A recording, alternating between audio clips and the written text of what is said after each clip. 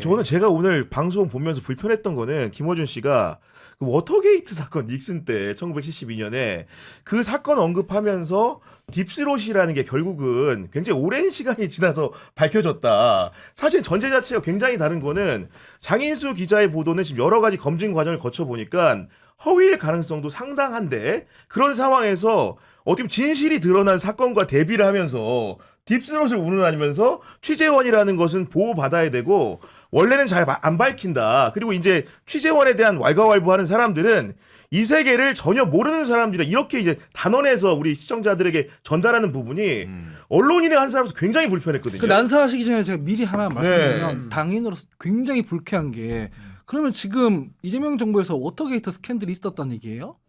그러니까 그런 표현은 예를 들면 워터게이트 스캔들을 통해서 그 대통령이 어떻게 됐습니까? 하야했죠.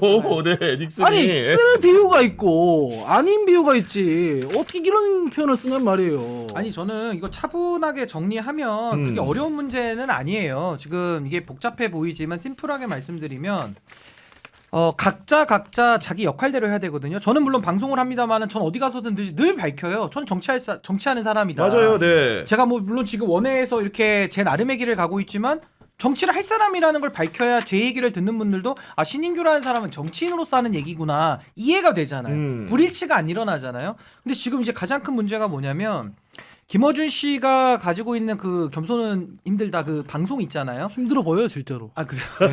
아니 근데 그게 저는 정체를 먼저 규정을 해야 된다고 봐요. 예를 들면 권리를 얻을 때는 언론사라고 주장하니까 뉴미디어 지금 몫으로 기자실로 들어가 있고 또 책임을 져야 될 때는 언론이라고 하면은 아무 책임을 안 지거든요. 그러니까 그 이중 기준이 일단 문제고 더 나아가서 우리가 보통 언론과 정치의 그 거리두기라는 이야기를 많이 하거든요. 왜냐면은 판사도 마찬가지야. 법복을 입고 정치질하면 그거 가만 냅두면 됩니까? 조이대가 그렇잖아요. 법복을 입었는데 정치질을 해. 그거 가만 놔둘 수 없죠. 전 자격이 없다고 얘기합니다. 검사도 마찬가지죠. 그러면 기자는 어떻습니까? 언론인은 어떻습니까? 나는 언론인이야. 언론인으로서 하는 일은 다 해. 자유는 다 누려. 표현의 자유와 모든 건 다 누려. 네. 근데 정치 행위에 깊숙이 관여해. 근데 그게 옛날에 조선일보도 그랬잖아요. 조선일보 뭐 밤의 최고위 이래가지고 밤의 최고위원회 열어도 문제인 거예요. 근데 지금은 새벽 최고위야. 새벽에 최고위원회를 열어가지고 거기서 매일 정치적인 방향을 김어준 씨가 정해요. 그러면 이거는 선출되지 않은 영구 권력이 되는 거예요. 이건 민주주의에 있어서는 굉장한 심각한 위기인 겁니다. 물론 김어준 씨 팬들이 많죠. 그 방송 뭐 25만 명씩 보잖아요. 누가 저한테 그래. 야, 너 김어준 질투하지 말라 그러는데 저는 김어준 씨 같은 능력이 없기 때문에 그걸 꿈도 꾸지 않아요. 제 방송을 그렇게 많이 보지 마세요. 제 거는. 들어오시면 안 됩니다. 저는 그냥 딱 제 규모로 보는 그래도 게 딱 보면 좋고. 좋잖아.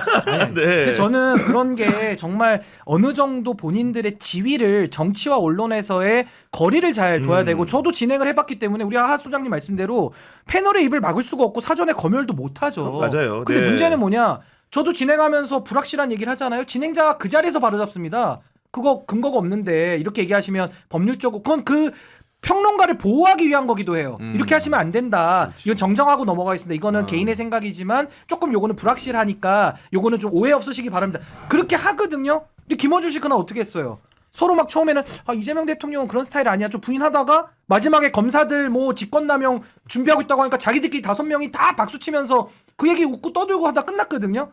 바로 잡지 않았어요. 그러니까 이런 것들은 진행에 있어서도 상당히 이거는 어떻게 보면 좀 위험한 네. 방법을 쓴 것이고 마지막으로 저는 그러면 우리가 여기서 뭐 백날 첫날 얘기를 해봐야 현실은 안 바뀌지 않습니까? 그럼 저는 김어준 씨한테 우리가 요구할 거는 사과 아니면 책임을 요구를 해야 된다고 봐요. 근데 그 책임에 대해서 이행 여부를 결정하는 거는 또 김어준 씨 아닙니까? 네. 그러면 우리는 그 책임을 이행하지 않을 때 우리 사회는 어떻게 대처해야 되나 이걸 저는 고민해야 된다고 보고 그 가장 대표적인 해결책으로 저도 오늘 하루 종일 고민을 쭉 해봤는데 특히나 민주당에서는 이게 지금 대통령 이름까지 소환이 됐기 때문에 여당이 나서야 된다고 저는 생각해요. 그럼 저는 특히나 뭐 조국혁신당은 빼고 민주당 소속의 집권 여당 의원이라면 좀 김어준 씨 방송에 대해서 책임을 요구하고 이게 바로잡혀지기 전까지는 전 보이콧하는 게 맞다고 봐요. 아무리 선거가 급하고 본인을 알릴 필요성이 있다고 하더라도 네. 이런 것이 자정되지 않고 바로잡혀지지 않는데도 계속 나가가지고 그 자리에서 어떤 방송으로 이런 위험천만한 일들을 계속 한다는 것은 전 정부를 위해서도 이건 좋지가 않다. 조심할 필요가 있다. 전 민주당이 이제는 좀 뭔가 결단을 내려야 되는 시점 아니냐. 전 그렇게 봅니다. 그러니까 이런 일련의 상황들 보면서 곽수환 씨 같은 경우에는 총괄적으로 좀 어떤 생각을 했는지 매우 궁금하거든요. 근데 두 분이 얘기하신 거 지금 쭉 들어보니까 저는 매우 공감합니다. 전반적으로. 맞는 말씀이신 것 같고. 그러니까 당연히 사과를 해야 맞는 건데 현실적으로 보면은 김어준 씨 스타일로는 전 사과는 안 할 것 같아요. 그러니까 그게 옳다는 게 아니고 잘못됐죠. 근데 스타일상은 사과를 안 할 것 같아요. 근데 얘기하신 것처럼 그냥 지켜보면서 사실 그날을 정정했으면 가장 베스트. 얘기하신 베스트였죠. 것처럼. 아주. 예. 근데 그날 안 됐어. 그럼 그 다음 날 바로 잡았으면은 아마 이렇게까지 비판을 안 했을 거예요. 차선 정도 됐겠죠. 그러면 이제 네. 장희수 기자에 대한 더 책임이 이제 될 텐데 오늘 방송도 그거에 대해서 저도 솔직히 기대했거든요. 근데 안 나와서 참 이거는 저로서도 힘들다. 저는 이거는 사실 잘못됐다. 그 신인규 변호사님 보니까 큰 벽을 그러니까 저도 세다는 표현을 많이 듣는데 비판을 제가 하고 있긴 하지만 분명히 아까도 말씀드렸다시피 김어준 씨와 장윤수 기자를 분리해 드렸습니다. 그렇죠. 김어준 씨가 장윤수 기자의 발언을 통제하거나 미리 공유하거나 그럴 수 없을 없다고. 거라고 말을 네. 했습니다.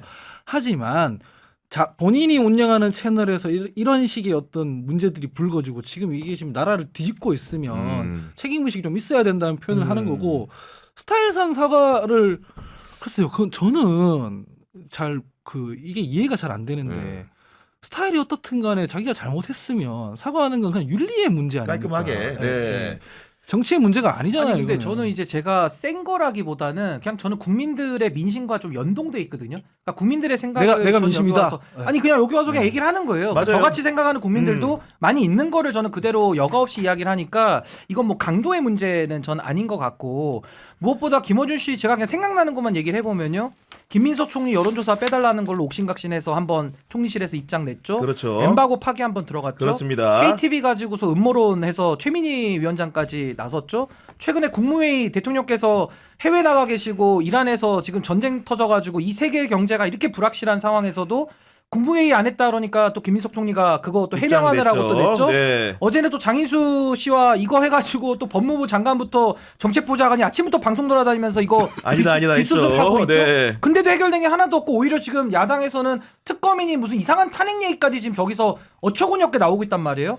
근데 국민들은 또 이재명 대통령을 지금 60 몇 프로, 67% 열광적으로 또 지지하고 있거든요.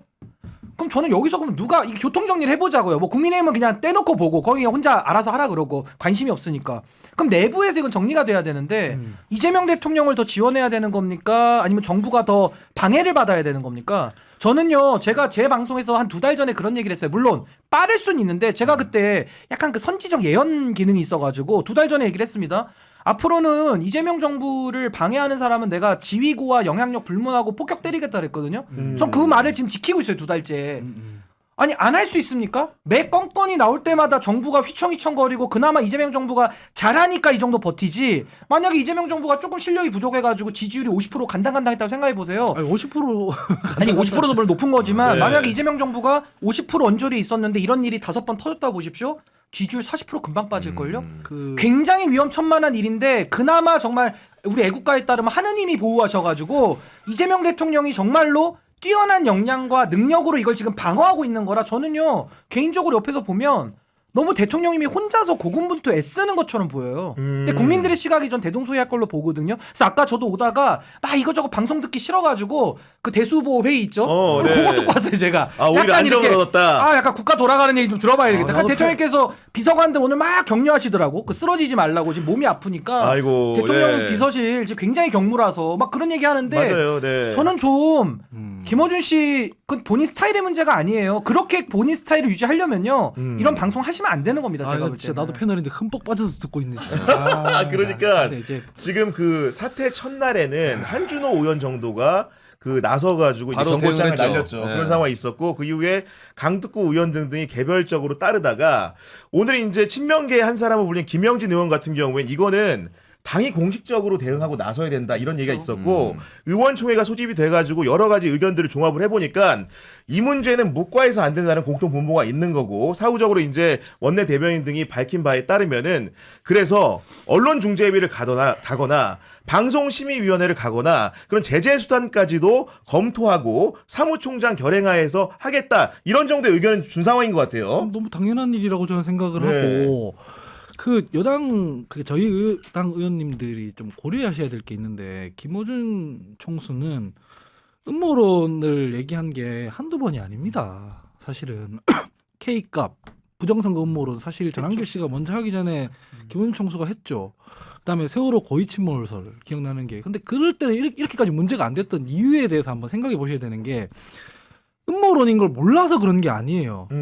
아 그냥 그 제야의 언론인으로서 뭐 공동체를 위해서 혹은 뭐 민주 진영을 위해서 노력하다 보니까 저기까지 갔다라는 어떤 양해가 있었기 때문에 양해가 있었던 거다. 제가 이거 사실은 저는 이 문제들에 대해서도 일관적으로 음모론이라고 했거든요. 비판 많이 받았습니다. 그 당시에는 이제 유튜브 미디어가 지금처럼 활성화가 안 아니, 안 됐을 봤어. 때 그때도 영향력이 아니었지. 없었어. 맞아. 영향력이 네. 없었어요. 그런데 뭐 제가 뭐 대쪽 같은 사람이고 사람들은 아니라서 이거 몰라서 그랬겠습니까? 아 뭐 김호준 총수도 잘 하려고 그냥 뭐 민주진영 위해서 하려고 하다 보니까 저런 무리수도 두고 하는 거다. 그래서 사과 안 해도 넘어가는 겁니다. 근데 이번 건은 목적이 뭐냐는 거 명백히 대통령을 흔들고 있는 거잖아요. 그러니까 네. 이전까지 했던 거랑 지금 파급력이 다른 거고 제가 주관적으로 느꼈을 때는 김호준 총수나 아마 그 채널을 운영하시는 분들이 당황하고 있는 것 같단 말이에요. 그러면 여기서는 매듭을 짓고 잘못했다고 하고 넘어가는 게 좋은 일이라고 저는 생각을 합니다. 그래서 맞아요. 아까 스타일 얘기를 제가 하셔서 지금 첨언 드리는 거예요. 맞아. 이때- 매듭 짓기 맞아. 지금까지도 이런 실수가 있었는데 스타일상 사과를 안 했지만 그래서 쭉 나 지지하는 사람들이 있었다. 당연하죠. 그 앞뒤 맥락상 양해와 공감대가 조금 있었지만, 네. 해주지만 실수라고 알지만은 선의로 해석해주지만 근데 지금은 아니잖아요. 다릅니다. 그래서 네. 이거는 사태의 심각성을 제대로 인식하는 것에서부터 출발을 해야 된다. 이렇게 그냥 조언드리겠습니다. 아니 그리고 저도 여기 하나만 더 보태면 제가 아까 민주당에서 결자해지를 더 이거는 해야 된다. 물론 민주당 잘못은 아닙니다. 이번에는 뭐 장인수 씨나 김어준 씨 거기서 나온 게 유탄이 거의 원자탄 정도로 터져가지고 지금 문제가 된 거지 민주당이 잘못한 게 아니에요. 근데 제가 민주당이 이건 풀어야 된다고 한 이유가 뭐냐면 그동안에 김어준 씨의 영향력은 민주당 베이스에서 커온 거예요. 그러니까 좀 민주당이 그걸 끊어야 된다는 얘기를 제가 한 것이고 또 하나는 지금 정도에서 이거를 여기서 디커플링을 안 시키잖아요. 그러니까 소위 말해서 분리를 안 시키면 네. 앞으로도 김어준 씨가 발생시킨 모든 리스크는 다 민주당 리스크가 되고 그거는 다 대통령께 전가가 됩니다. 그래서 저는 이건 아니다. 고쳐라. 책임져라. 안 져요? 그럼 여기서 끊어내야 되는 거예요. 그게 김어준 씨 잘못되라 이런 뜻이 아니라 우리 사회를 위해서 우리는 공공의 국익을 위해서 하는 거 아닙니까? 아무리 민주당도 당이지만 국익 아래에 있는 거거든요. 그렇다고 한다면 영원히 나가지 말라는 게 아니라 책임을 질 때까지는 우리는 보이콧을 한다. 그리고 그게 성사가 돼야 이게 어느 정도 그 다음으로 넘어가죠. 지금도 보십시오.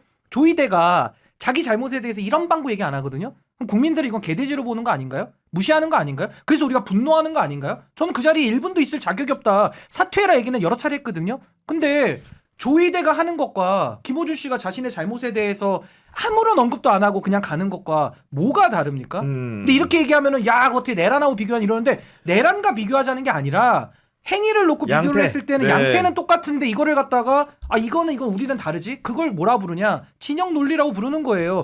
국민들은 거기에 속지 않습니다. 네, 그러니까 저는 여기에 대해서는 민주당이 보이콧을 해서 책임과 사과를 반드시 요구하고 될 때까지는 저는 그 정도의 나름의 어떤 대처가 있어야 오히려 민주당도 안전해진다. 그 저건 이제 정무적인 조치죠. 이게 너무 뜨거워가지고 좀 건조하게 저는 이제 제도적인 문제를 얘기하면 제도적인 문제. 저희 민주당에서 혹은 이재명 정부가 추진하는 개혁 사안들 중에 검찰 개혁도 있지만 언론 개혁 혹은 미디어 환경 혁신 뭐 이런 문제들이 있습니다.